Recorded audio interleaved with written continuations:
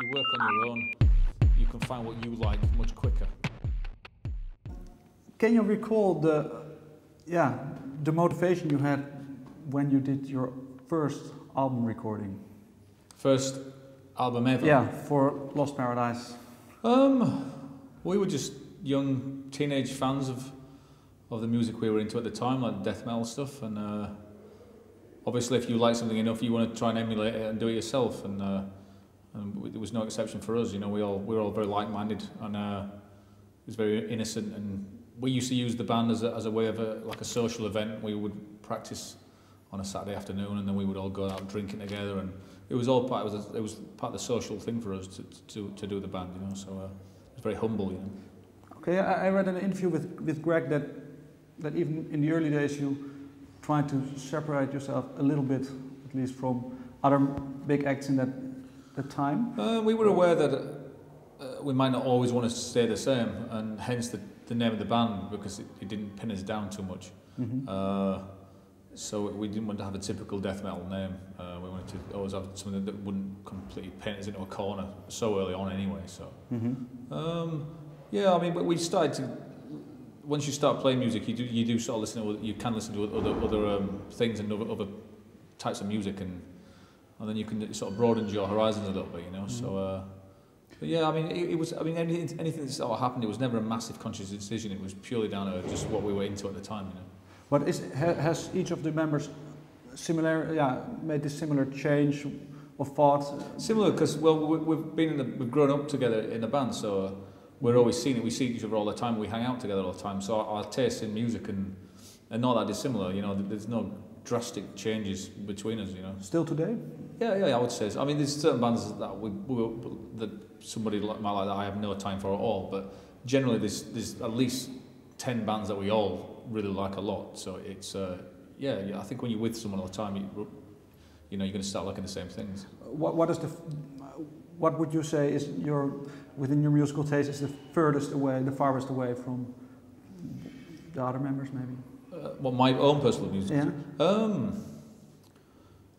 There wouldn't be anything that no one else would identify with. I mean, I'm a massive fan of Morrissey, but Greg has no time for it. He doesn't like it, but he can see why I like it. So that's a difference. It's like anything that's kind of dark, or you know, the lyrics are particularly good, or in the same way Greg likes perhaps some stuff that I don't, the more industrial stuff that I don't like, but I can see why he likes it.